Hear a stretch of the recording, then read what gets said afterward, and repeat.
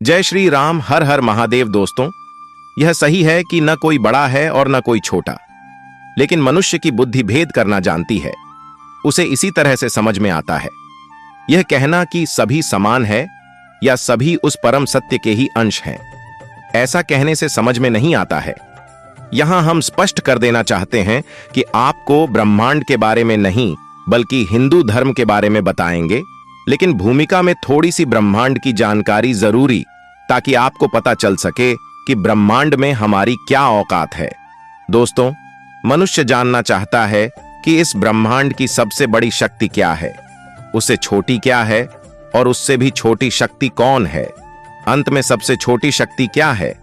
इस तरह क्रम में समझने से ही अंत में समझ में आता है। अतः पहले हम यह समझेंगे कि ब्रह्मांड क्या है। हमें जो यह सूर्य दिखाई दे रहा है वह इतना बड़ा है कि धरती उसके आगे कुछ नहीं। वैज्ञानिक कहते हैं कि धरती से 13 लाख गुना बड़ा है। सूर्य एक तारा है जो हमारे सौरमंडल में सबसे बड़ा है, जिसके चक्कर सारे ग्रह, उपग्रह व अन्य पिंड लगाते हैं।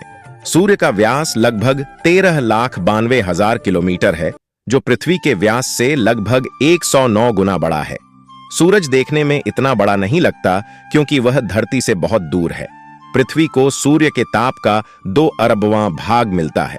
दोस्तों, सूर्य आकाश गंगा के 100 अरब से अधिक तारों में से एक सामान्य मुख्य क्रम का G2 श्रेणी का साधारण तारा है। इससे कई गुना बड़े तारे हैं। उत्तर की दिशा में जो ध्रुव तारा दिखाई देता है वह वास्तव में एक तारामंडल है जो हमसे 390 प्रकाश वर्ष दूर है। इसे अंग्रेजी में पोल स्टार भी कहा जाता है। इस तारे का व्यास सूर्य से 30 गुना अधिक है।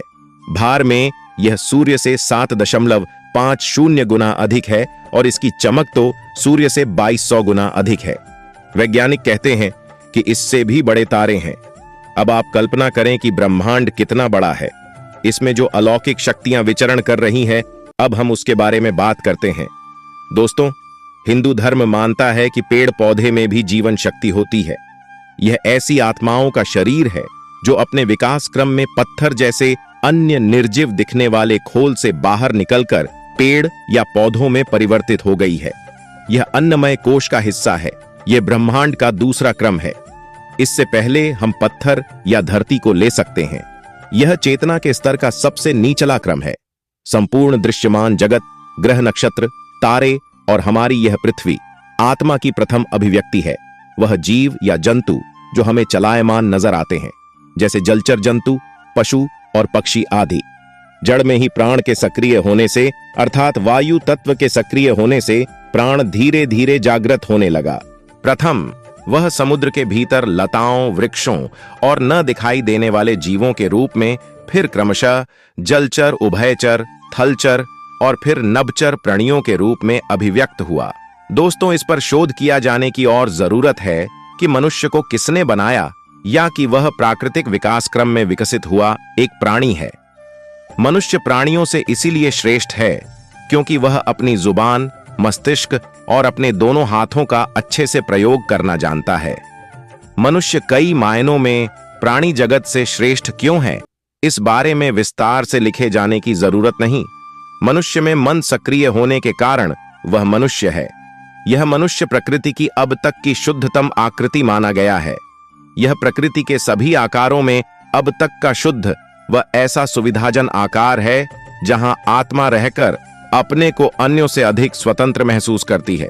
दूसरी ओर यह एक ऐसा आकार है जहां मन का अवतरण आसान है। उक्त आकार में अन्य प्राणियों की अपेक्षा मन के अधिक जागृत होने से ही मनुष्य को मनुष्य या मानव कहा गया है। यही मनोमय कोश है।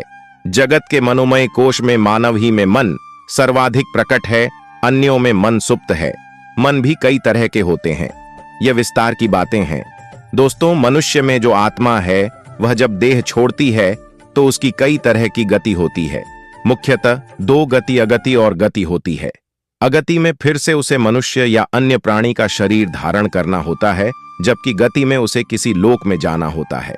पौराणिक क्रमवार देखें तो गति के प्रकार हैं: 1 to नर्कलोक, 2 पितृलोक और 3 देवलोक और 4 ब्रह्मलोक। ब्रह्मलोक में जाना अर्थात मोक्ष को प्राप्त करना होता है। जीव अपने कर्मों के अनुसार उक्त लोकों में जाता है। दोस्तों, उपरोक्त थ्योरी को न भी माने तो व्यक्ति मरने के बाद प्रेत या पितर बन जाता है, जो कि मनुष्य से इसलिए श्रेष्ठ है क्योंकि उसमें मनुष्य की अपेक्षा ज्यादा शक्तियां एकत्रित हो जाती है। उसकी इंद्रियां पहले की अपेक्षा ज्यादा शक्तिशाली हो जाती है। यह अलग बात है कि इसमें से कुछ इसका उपयोग करना जानते हैं और कुछ नहीं। पितृ क्या होते हैं, पितृ कौन होते हैं और पितृ कहां होते हैं, इस संबंध में वेद और पुराणों में विस्तार से लिखा हुआ है। दोस्तों, मनुष्य की आत्मा ही अपने चेतना के विकास क्रम और कर्मानुसार में आगे बढ़कर देवता हो जाता है या देवलोक में जगह पाता है। वेद और पुराणों के अनुसार देवी और देवता के रूप में जो शरीर मिलता है उसकी उम्र हजारों या लाखों वर्ष तक हो सकती है। यह निर्भर करता है कि व्यक्ति कितनी शक्ति अर्जित करने आया और अर्जित कर रहा है। हो सकता है कि भविष्य में वह अपने कर्मों द्वारा पुनः मनुष्य योनि में चला जाए। दरअसल देवता होने के लिए अथक प्रयास करना होता है। आत्मा जब जड़, प्राण, मन और उससे आगे विज्ञानमय कोश में स्थापित होती है तभी वह श्रेष्ठ गति को प्राप्त होती है। बोधपूर्वक जीने से ही यह संभव होता है। जो व्यक्ति जागृत, स्वप्न और सुषुप्ति में एक जैसा रहता है वही देवता होता है। बुद्धत्व, निर्वाण, मोक्ष, परमपद या विष्णुपद को प्राप्त व्यक्ति ही भगवान होता है। इसके लिए कुछ जन्मों की साधना होती है। ब्रह्मांड के संपूर्ण नियमों से परे भगवान की सत्ता होती है। वह एक शुद्ध प्रकाश होता है जो उस महाप्रकाश का अंश है। जैसे जैन कैवल्य ज्ञान को प्राप्त व्यक्ति को तीर्थंकर या अरिहंत कहते हैं, बौद्ध संबुद्ध कहते हैं, वैसे ही हिंदू भगवान कहते हैं। भगवान का अर्थ है जितेंद्रिय, अर्थात इंद्रियों को जीतने वाला। भगवान शब्द संस्कृत के भगवत शब्द से बना है। जिसने पांचों इंद्रियों पर विजय प्राप्त कर ली है तथा जिसकी पंच तत्वों पर पकड़ है उसे भगवान कहते हैं। भगवान शब्द का स्त्रीलिंग भगवती है।